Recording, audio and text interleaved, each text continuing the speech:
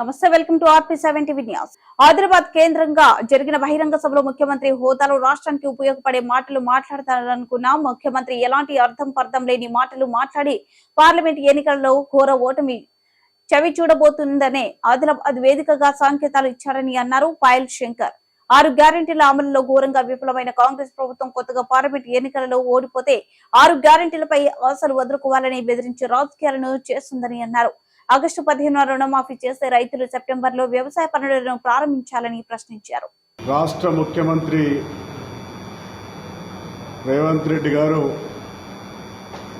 ఆదిలాబాద్ జిల్లాలో ఎన్నికల ప్రచార సందర్భంగా వాళ్ళ కాంగ్రెస్ పార్టీ బహిరంగ సభలో అన్నీ కూడా తప్పుడు మాటలు చెప్పడం, మళ్ళీ ఓట్లు దండుకోవడానికి ప్రయత్నం చేయడం తప్ప వేరేది ఏది కనబడలే. ప్రధానంగా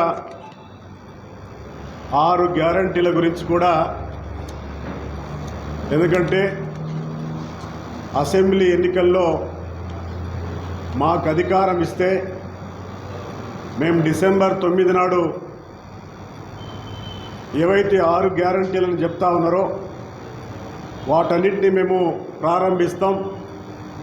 అదే మాదిరిగా ఈ 6 గ్యారంటీలకు సంబంధించినటువంటి విషయంలో వాటికి చట్టబద్ధత కల్పిస్తామని చెప్పేసి రేవంత్ రెడ్డి గారు, అదే మాదిరిగా ఆ పార్టీ నాయకులు రాహుల్ గాంధీతో సహా మొదటి అసెంబ్లీ సమావేశాల్లోనే చట్టాన్ని తీసుకొస్తాం, చట్టబద్ధత కల్పిస్తామని చెప్పేసి మాట్లాడేటువంటి కాంగ్రెస్ పార్టీ ఈరోజు పూర్తిగా ఆదిలాబాద్ సభ ద్వారా పూర్తిగా ఉమ్మడి ఆదిలాబాద్ జిల్లా ప్రజలు, తెలంగాణ ప్రజలందరూ కూడా ఈరోజు నువ్వు ఏ ఉద్దేశంతో ఆ రోజు మాయ మాటలు చెప్పి అధికారంలో రావడం జరిగిందో, మళ్ళీ ఇక నా వల్ల కాదు, నేను చేయలేను అని చెప్పి చేతులెత్తే పరిస్థితి ఈరోజు వచ్చింది. మేము ఆదిలాబాద్ జిల్లా పక్షాన మేము మీకు డిమాండ్ చేస్తూ ఉన్నాం, తప్పైందని చెప్పేసి లెంపలేసుకోమని చెప్పేసి సందర్భంగా కోరుతూ, మరీ ముఖ్యంగా ఇంద్రవెల్లికి సంబంధించిన విషయంలో కూడా మాట్లాడారు. ఇంద్రవెల్లి అమరవీరులకి మేము ఆదుకుంటున్నామని చెప్పి చెప్తా ఉన్నారు. ఎందుకంటే ఇంతకంటే దిక్కుమాలిన సిగ్గుమాలిన మాటలే ఉండవు.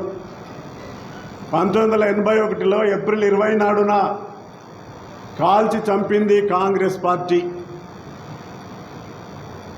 గిరిజనులు పుట్టకొకరు ఎక్కడ పడితే అక్కడ చనిపోయేటువంటి గిరిజన సమూహం 42 సంవత్సరాలుగా 43 సంవత్సరాలుగా వాళ్ళ ఉన్నటువంటి బాధ ఆ ఏప్రిల్ 20 వస్తే ఆ రోజు కాంగ్రెస్ పార్టీ చేసినటువంటి చర్యలు గుర్తుకొస్తూ ఉన్నాయి.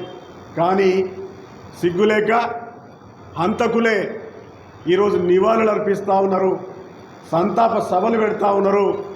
ఇదంతా ఎందుకంటే ఇదంతా కూడా ఓట్ల కోసమనే తప్ప వేరేది కాదని చెప్పేసి సందర్భంగా నేను గుర్తు చేస్తూ, ఎందుకంటే గిరిజన ప్రజానికం, ఎందుకంటే నువ్వు అన్నట్టుగా అంత అమాయకులేం కాదు. ఇప్పుడు ఆ రోజు కాంగ్రెస్ పార్టీ మరి ఏ విధంగానైతే కాల్చి చంపి ఇబ్బందులకు గురి చేసిందో ఈ ప్రజానికం ఇప్పటికింకా గుర్తుండే ఉంటుందనే విషయాన్ని సందర్భంగా నేను గుర్తు చేస్తూ ఉన్నాను. అదే మాదిరిగా మా విషయంలో కూడా మాట్లాడాం. జిల్లాకి మంత్రిగా, ఎమ్మెల్యేగా, పార్లమెంట్ సభ్యునిగా చేసినటువంటి మీరు ఏం చేయలేదని చెప్పేసి మాట్లాడేటువంటి నువ్వు ఒకసారి ఆలోచించుకో, తెలుసుకో. ముఖ్యమంత్రిగా ఉన్నావు కదా, సెక్రటరేట్ అంతా నీ చేతుల్లో ఉంది కదా.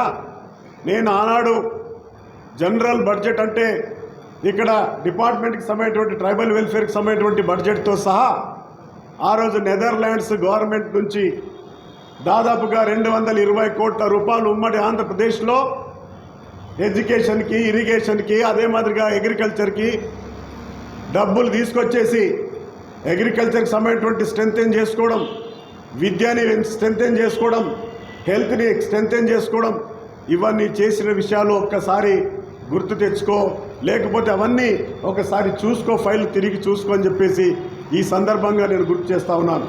కాబట్టి ఎందుకంటే అదే మాదిరిగా ఇంకా ఏదో దొరలు, ఆదివాసి దొరగా అని చెప్పేసి మాట్లాడేటువంటి నువ్వు, ఎందుకంటే అంటే నీ యొక్క ఉద్దేశం ఏముంది? ఆదివాసులు చదవకూడదు, ఆదివాసులు ఇంకా గోచిల్లోనే ఉండాలా అనే భావన నీలో స్పష్టంగా కనపడతా ఉంది. కానీ ఈరోజు ఎందుకంటే ఈరోజు భారతీయ జనతా పార్టీ అనేకమైనటువంటి కార్యక్రమాలు చేయడంతో పాటుగా ఇంకొకసారి మనవి చేస్తూ ఉన్నా, 1986, 87 వరకు అంటే గిరిజన గూడెల్లో, గిరిజన గ్రామాల్లో అసలు పాఠశాలలు లేనటువంటి పరిస్థితులు ఉండే. అప్పుడు 40 సంవత్సరాలుగా కాంగ్రెస్ పార్టీ దేశాన్ని, రాష్ట్రాన్ని పరిపాలించినటువంటి పార్టీ. 86, 87లో గిరిజన గ్రామాల్లో పాఠశాలలు వచ్చినాయి. అంటే 40 సంవత్సరాలు నీ కాంగ్రెస్ పార్టీ మా గిరిజనులకి దూరంగా ఉంచడం జరిగింది. వారికి విద్య వద్దు, వికాసం వద్దు, అభివృద్ధి వద్దు అని చెప్పేసి 40 సంవత్సరాలు ఈ దేశంలో, ఈ రాష్ట్రంలో, ఈ జిల్లాలో మీరు మాకు విద్యకి దూరంగా ఉంచారు. నేను సగర్వంగా చెప్తా ఉన్నా, తెలుగుదేశం పార్టీ అధికారంలో వచ్చిన తర్వాతనే ఈరోజు ఆదివాసులకి, గిరిజనులకి అటు విద్య కావచ్చు, ఉపాధి కావచ్చు, ఉద్యోగ అవకాశాలు కావచ్చు, ఇవన్నీ తీసుకురావడం జరిగిన విషయాన్ని సందర్భంగా గుర్తు చేస్తూ ఉన్నాను. ఈరోజు మా గిరిజనులు, ఆదివాసులు మాట్లాడుతూ ఉన్నారు GO 3 గురించి. ముఖ్యమంత్రి గారు ఒక్కసారి నువ్వు తెలుసుకో, ఆ GO 3 తీసుకొచ్చింది గోడం నగేష్ గారు ఆ రోజు మంత్రిగా ఉన్నప్పుడు. ఆ విషయాన్ని తెలుసుకో, నీకు తెలియకపోతే నీ ప్రిన్సిపల్ సెక్రటరీకో ఇంకెవరకు అడుగు. అదే మాదిరిగా గ్రామ సభలు ఏవైతే ఈరోజు అంటా ఉన్నామో, మావా నాటే మావా రాజ్ 96లో పేసా చట్టంలో ఒక మంత్రిగా నేను